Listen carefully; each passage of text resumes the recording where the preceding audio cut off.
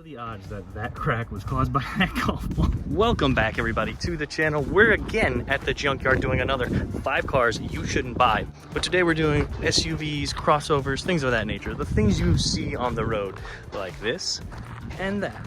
So let's get into it right away. Now bear with me with the wind noise. It's a little windy in the yard today. But we're gonna start off right here, the 2007 Nissan Murano. Anything of this generation. Back in the day, these were kind of a front runner to the crossover. They were pretty stylish. People liked them, but they were riddled with flaws. Starting off in the powertrain specifically, this is the same VQ 3.5 liter engine that came in my Maxima, Project Maxine, who we recently just sold. So yeah, I got that out of my hair. That was tragic. I should have listened to everyone in the comments. These, although were very powerful, had issues, especially with the timing chain, would stretch. Before 100,000 miles, this thing would clatter on startup and just kind of clatter in general. It was pretty bad. The tensioners would wear and they would stretch the chain, some people would say. Some people say it's just the tensioners. Regardless, you shouldn't really have to touch a timing chain system other than maybe some tensioners. And look how much space you have here to work on it. Not fun at all. On top of that, these came with the CVT. Notoriously bad. Every CVT, I don't even think there was an exception that Nissan made, was just junk. These would fail. Never get a Nissan with a CVT. And just be careful of any car with a CVT. Only a few that I know of that are on the road today are functionable and give you really no problems. Going into the interior too, they didn't really hold up well, just like my Maxima. I mean, look at this. Ugh, this is a mess. It's like somebody got hungry. But for the time, they were, I want to say people like them. In 07, they revamped the design a little. Another drawback on these things, I mean, other than interior quality being so bad, was they got terrible fuel economy. Yeah, it's a V6, but you're talking about V8 numbers. And a car that really doesn't look like it should be drinking all that much fuel. So at the end of the day, you want an SUV, stay away from any Nissan Murano. Just my opinion, not good quality. Okay, the next one really wasn't on my list, but I came across it and I'm like, yeah, this needs to be told. It's not really an SUV, it's not really a crossover. But it looks of it, it's also not really a minivan. These things were ugly from the jump.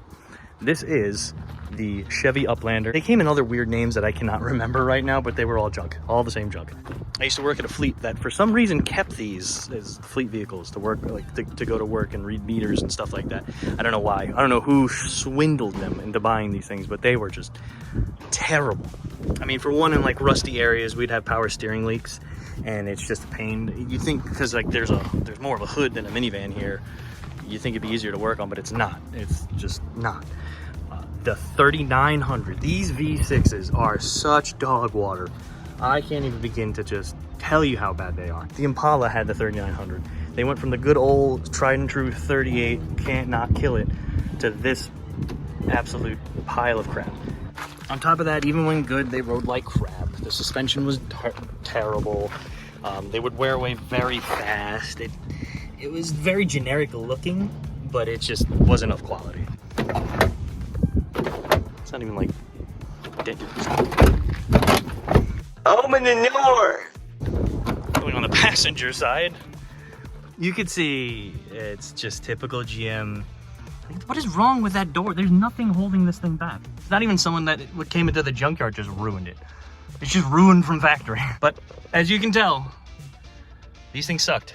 And they just weren't even fun to look at. I don't know who authorized the production of these, but terrible car. Stay away from them. They will only cause you headaches. Next we have up here is the early generation BMW X5. These were sold when they came out to young, rich teenage girls. This one looks like it was kept by a young, rich teenage girl. It was probably someone's first car. And after a while, when it got old, people just couldn't keep justifying the maintenance. These things were pretty expensive and they had their downfalls. They were electrical nightmares, likes to leak their oil. Now these cars, like the E36s and the E46s, had cooling issues, I should say. They would like to get hot and you would have to upgrade or replace a lot of stuff. These motors love to generate heat. And if you weren't on top of that, you'd be going through radiators and hoses and hopefully not head gaskets. The thing is, some of these had air suspension. Is this one? I believe so, and they were costly to repair when they went out. So that was another thing. If this was all-wheel drive, which most of them were, they had transfer case issues, just high dollar things that when they broke and when they were old, you just couldn't keep up with. So if you see one on a used car lot or someone's backyard, as pretty as they look sometimes, stay away from them. Yo bro, sick flame job. Number 4 here is a special one. So many people get duped into buying these things, no matter how old they are, and it is the first generation Porsche Cayenne. I mean, Porsche Cayenne, I'm sorry, purists. Talk about the worst Volkswagen problems with the markup of a Porsche. It is just a depreciation trap. I can't tell you how much I don't like Volkswagens, and I know this is gonna ruffle someone's jimmies, but this is a prime example of not to buy. I could tell you Volkswagens to buy, but no. Also, why is the badge gutted out of this thing? Jeez, some Hannibal Lecter type of stuff. But anyway, it's a German car, so it's going to have electrical problems. These do have them. They also have issues with air suspension. This one doesn't seem to have it, or was converted. Very expensive to maintain. The drive shafts had center bearing issues. I'm not looking at it correctly, but those are a pain to fix. Everything just kind of adds up. And from the sticker value when these things came out, how much they cost when they came out, to see these things for a couple of grand on Marketplace, and they look like a couple of grand, if not worse, just stay away. Don't buy because of the badge. Also, what are the odds that that crack was caused by that golf ball? Ooh, talk about ritzy high-end problems. Oh, Bartholomew, looks like my tinny has struck the windshield of my Porsche. Time to get rid of it.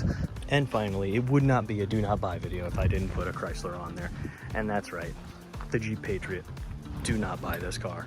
Now the Jeep Patriot is a weird little car. They try to make it like a tiny Liberty with, you know, just a 4-wheel drivetrain, just something you could be like, ooh, look at me, I got a little off-roader. But Chrysler, in their infinite knowledge, has made this a pile of crap.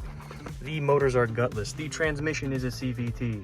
And honestly, I don't know why, but every Patriot I have ever been in smells weird. It smells like hamster cage that was tried so hard to be clean, but still has that hamster cage odor. And that's brand new, like out the jump.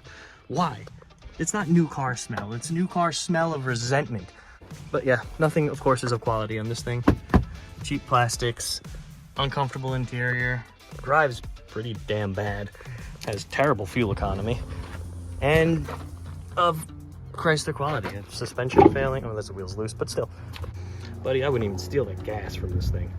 I work for a utility company, and they did a lot of gas monitoring. It was one of the things they did, and they had a fleet of Jeep Patriots, and I swear on everything, they upfitted one Jeep Patriot with over $1 million of gas sniffing technology just to be safe. I wanted to talk to the engineer who thought about that and just ask him why, on God's green earth, you would put a sophisticated, expensive piece of equipment on a vehicle that is destined to upset you and everyone around it. So yeah, any Jeep Patriot, don't buy it. Absolute garbage. So yeah, that right there are 5 SUV/crossovers that you should run, not walk away from. I understand the car market today is absolute insanity. And the last thing I want you guys to do is to buy a vehicle that's just gonna leave you stranded and coughing up more money. Especially a vehicle that, in my opinion, is like $3,000 to $5,000 over market value of a normal market value. So if you haven't already, take a look at my other videos of cars not to buy and the video I've made of cars to buy. Hopefully it can be a guidance to you when you're buying your next car. So if you like this video, guys, please like, subscribe, share, and I'll see you in the next one.